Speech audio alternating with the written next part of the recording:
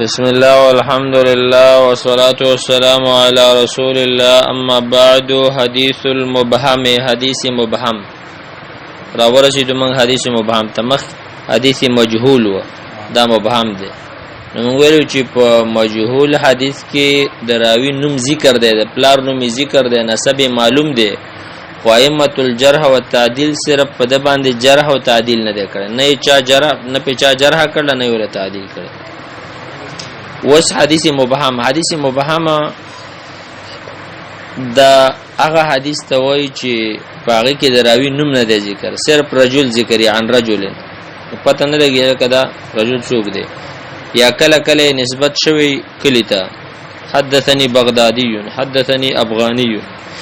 یا کار ته حدثني خياط لکه کوم خیاط دا هډر شي خیاطان دي یا حدثني اعور ما تکو هغه چپی ویل نه لکه کم چپی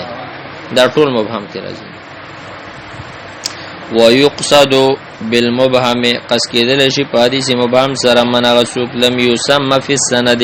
چې دا غنوم نه ذکر شوی په سند کې من الروات دراویان مثال دې ما اخرجه ابو داود في السنن ابو داود په خپل سنن کې روایت راوړل دي من طريق الحجاج ابن فرافسه فسند د حجاج ابن فرافسه عن رجل عن ابي سلمة عن ابي هريره قال قال رسول الله صلى الله عليه وسلم دلته عن رجل راغی المؤمن غر کریم مؤمن چې دی غر عزتمند دی غر ساده دی کریم عزتمند دی والفاجر او دوکباز چې ګناهګار فاجر خبن دوکبازی لئیم رزیلی چالاکی مؤمن چې ساده ای بس سړي باندې دوککیګار چا باندې ګمان لري او دغه چې کوم فاجر نو هغه بده شي چې دوکبازي تعالی به ته ورسته په ځان پیګي دوکه کړ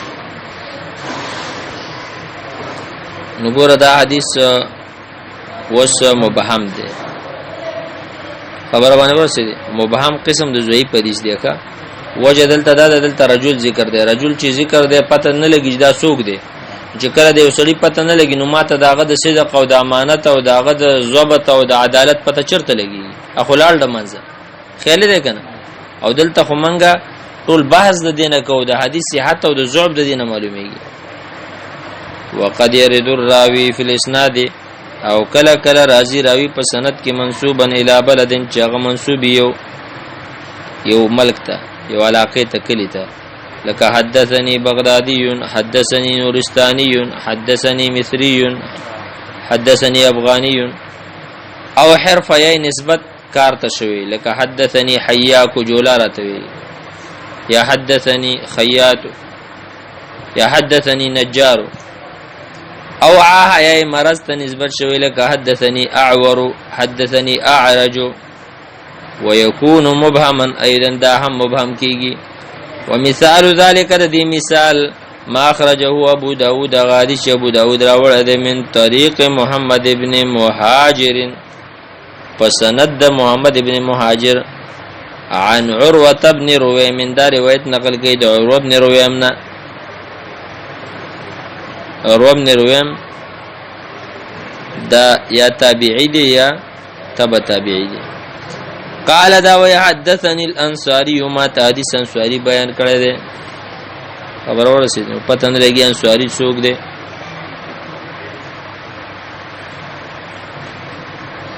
نو وس دلته علماء چې کله تحقیق تلاش کړی دی د انصاری ابو مسکین الانصاری دی او ابو مسکین الانصاری چې دی دا تابعین نه دی خدا تبع التابعی دی او دا ضعیف دی کا دا څه شی دی او دا دی ضعیف تابعین نه دی ګوره تبع تابعی او د رسول الله نه روایت نقل کوي ور سره ضعیف هم دی ګوره ان رسول الله صلی الله علیه وسلم قال لجعفر النبي رسول الله جعفر رضی الله عنه ویلي فذكر حديث صلاه التسابيح صلاه التسبيح حدیث ذکر کا چې صلاه التسبيح نبی رسول الله خپل تر تویلی چې تر صلات تسبیح مونږ کوو زتاراتیه در کوم او یا په ورځ کې کوو یا په هفته کې یا په میاشت کې یا په کال کې یا په عمر صلات تسبیح متعلق مخکې موږ وضاحت کړو لکه کې چې د صلات تسبیح متعلق کوم روایت چې راځي دا ټول سندن ضعیف باج خلک وایي چې دیار لز دی سور لز دی چې 50 هم شي کنه شدید ضعیف او دا شدید ضعیف دی کنه خیال لري کنه ورسره د علامه ابن حجر د تلخیص الحبیر کې وایي دې کې د عبد الله ابن عباس رضی الله عنه روایت راغله دی وایي عباس د عباس رضی الله عنه روایت په دې کې راغله ده او هو شاذ لشدت الفرد هغه شاذ ده ځکه کې تفرد ډیر شدید ده ځکه چې پاره کې تابعی تفرد کړی ده کتاب تابعی رستبلتا د دې وضاحت سره راشي د علامه ابن حجر رحم الله عبارت دی دا ورسته ذکر کړی دی نو څه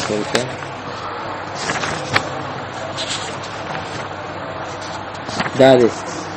همدې کتاب کې زمونږ وګورئ تاسو صفحه نمبر 9 هاتیه تاسو راوړل ولته وای د دې نمخ کې وای چې عبدالرحمن ابن بشر ابن الحكم د موسی ابن عبد العزيز القنباري نه روایت نقل کړي هغه د حکم ابن ابان نه هغه د اکرمه نه هغه د عبد الله ابن عباس نه در صلات تسبیح والا صاحب کتاب او چې قلت موسی بن عبد العزيز القنباري وهذا صدوق الا انه لا يحتمل من مثله التفرد بمثل هذا الحديث ده التفرد دنا قابل قبول نه يستثنى قال الحافظ ابن حجر في التلخيص الحبير حافظ ابن حجر په تلخيص الحبير کې وایي حديث ابن عباس يقرب من شرط الحسن حدیث د عبد الله ابن عباس رضی الله عنه د شرط د حسن ته نږدې کېدل شي الا انه شاذ لشدت الفرديه ځکه دې کې تفرد شدید دی ولې ځکه تبع تابعی تفرد کړي ښا تابعی نه دی کړی وره تبع تابعی تفرد کړي دی دا بل ضعیف هم دی وعدم المتابع والشاهد من وجه معتبر وإذ د متابع او شاهد په معتبر سند سره نشته ومخالفه هيئتها لهيئه باقي الصلوات وإذ دي صلات التسبيح د منځه طریقه د نور منځونه خلاف ده وان كان صدوقا صالحا فلا يحتمل منه هذا التفرد اگر کوي دا نیک سره صدوق خو دنه د شي تفرد قابل قبول نه دي دلته هم دا وی د دې وجنه شیخ حسین رحم الله په دې حکم لګولای چې صلات تسبیح منځ بدعت ده خبر باندې ورسېده هغه په حکم لګولای دي چې دا بدعت دی وره امام احمد رحم الله ته چا دا ویلې هغه لاسو ورځو انکار یې کوي چې غټ ائمه دې باب کې شته دا مثلا ان شاء الله ځان لزی تاسو ته وضاحت کوي ما چې دې هر طرف منګوي د ډیر ائمه الحديث هغه او دا خبره کوي منګ نه وی وګوره غټ ائمه الحديث هغه دې حدیث ته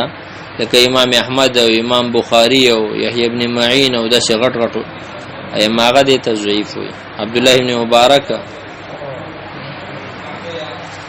حکم حدیث المبهم حکم د حدیث مبهم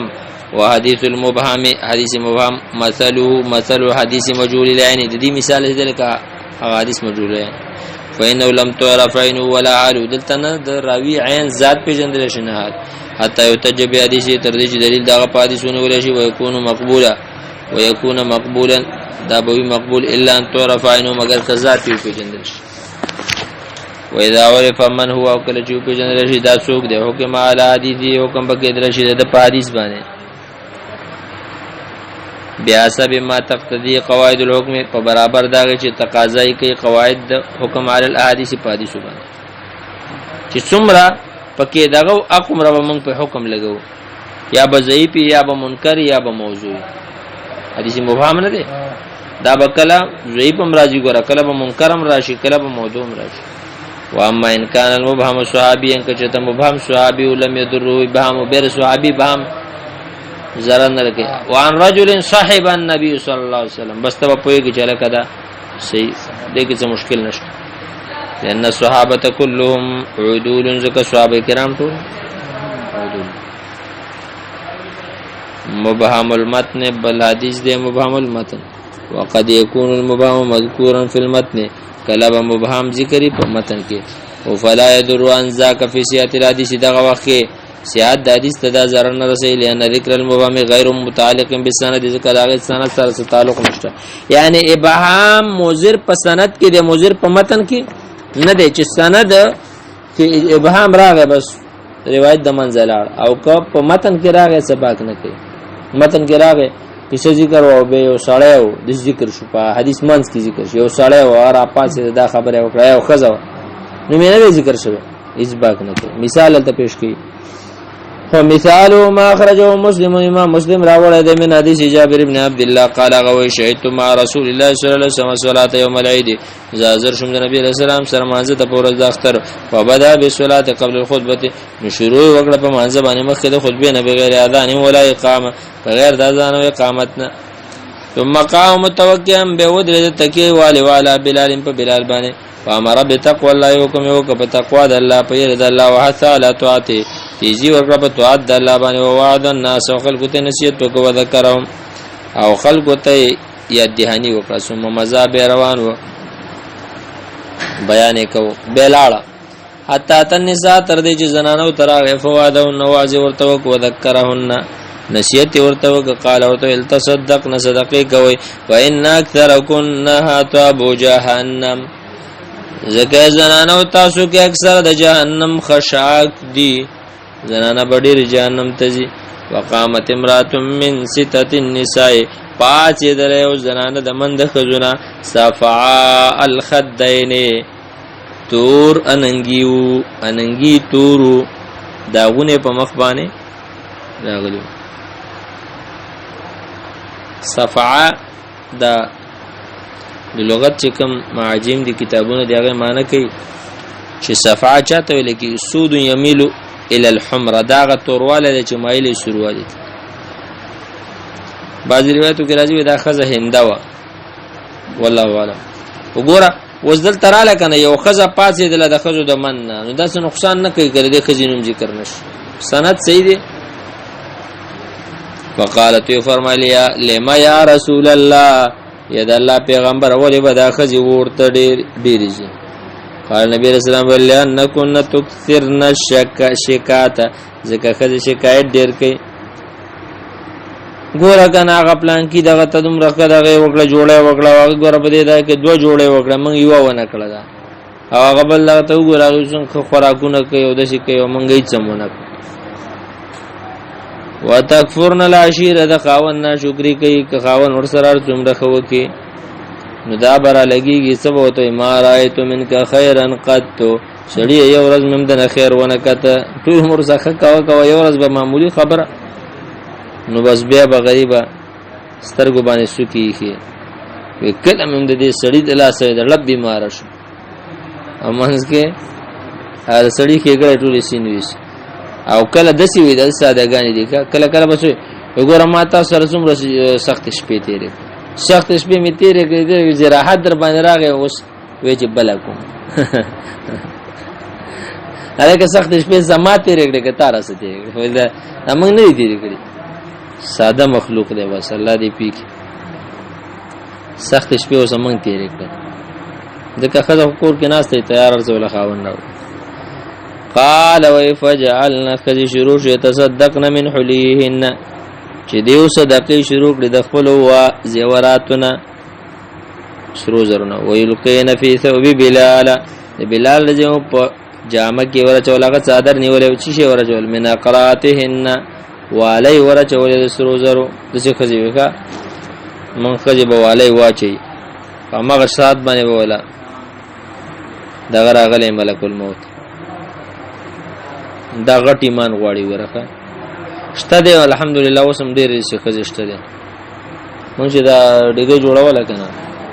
د کې د مسجد د وبو ډیګه نو یو زنانه په دې کې والي را لګلې تقریبا یو توله خو شابه سره پاس سمې وګونو نه راځتلې وکا او ته دا وې دا دلته استعمال کوي دا غټ ایمان غواړي کنه وخواتمهن او ګوتمه د سرور ورزول نو دا د اتی په شان زړه غواړي مرغې قدر ته نه کله چې یو شي کې اجر تا غنه ثواب دی غنه به بتا ته مشکل نه کله چې من اجر نه غنه ثواب من نه غنه به به نقصان منافقانو بکله خرچه کوله به ورسته په خپو الګ تاوان مې وک ولی ويتخذ ما ينفق مغرما الله و دیو غني هغه مال چې خرج کړي د الله په دین باندې هغه ته تاوان وي دا خو تاوان ورش وي فيبها مسم المرات نو بهام د خزي د ملتي سالت النبي صلى الله عليه وسلم خزا نبی رسول الله نے تو پوښ کړو لم يدر الحديث حدیث زرن رسول ان لم يقع ذکر في سند ذکر سند کې ذکر نه راغله فمما سبق د مخکینی درس نه ممکن دي تلخیص الكلام على جهاله الراوي خلاصه د کلام په جهالت دراوی باندې کما یلی الکلام درازي اول الراوي راوی دو قسم یا به مجهول الحال وی یا به مبهم السند وی یا به مجهول العين وی ٹھیک شه مجهول الحال دو کسانو ته روایت نقل کړي خو علماء د جری او تعدیل په جره نه کړي دي ته مجهول الحال وی حدیثه ضعیف و ينجبر اذا توبع حدیث ضعیف دی او کله په شام بل روایت راغی دنه قوی نو جبیره کېدل شي دویم مبهم السند د دوه قسم دی او مبهم ابهام د صحابي دی د لا تدور زرن رسي بهم ابهام د غیر صحابي دی حدیث ضعیف شدید الضعف ولا تفيده المتابعه حدیث سخت ضعیف دی متابعه فائدہ نور کی او مجهول العين هغه هم سخت ضعیف الکلام علی البدعات کلام په بدعت باندې والبدعت كما سبق بدعت لګسنګ چې مخکې دې ژوند ذکر نو موږ ذکر کړل من اسباب التوان فی عدالت الراوی دا د اسباب التوان نه په عدالت دراوی کې ولكن هل يرد حديث المبتدع مطلقا ایرت کې درې به حدیث د مبتدع مطلقا اما نو يقبل بشروط او کنه په شرطونو به قبل دلش الامر فی تفصیل ذکرنا فی الجزء الثاني و په دې مسله کې تفصیل لمنګه دویم جز کې ذکر کړی یو سلو 200 نمبر صفحه کې من هذه سلسله د دې کتاب هو مذکرۃ الجرح والتعدیل للمبتدئین مذکرۃ الجرح والتعدیل حالته خلاصه دا غزه خبره ده چې د مبتدع د حدیث د قبل اولو 15 شرطونه دي اول دا بدعتي به کافر نه بدعت مکفره به نه کړي چې دا مخرج عن الملت دویم محل بالکذب بنه حلال بنه دي دریم راس فی البدعت بنه دي بدعتونو مشر بنه څلورم داعی دي بدعتو بنه پنځم دا ده چې د مذهب تقویه به د روایت کې نه کیږي کله د مذهب تقویه پکې کېدله بیا وسدا روایت هم نه مانی اسئله للمناقشه سوالونه د مناقشه لپاره مل اسباب الموجبه للثاني فی عدالت الراوی کم اسباب دي چې هغه د راوی په عدالت کې توان لګي عرف ما یاتی دي تعریف کو حدیث موضوع چاته وي متروک چاته وي مل فرق بین کل مما یاتی دي کې فرق وکړه جهالت الحال جهالت العين مبهم السند او مبهم المتن بس صلی الله وسلم علی نبینا محمد صلی الله علیه وسلم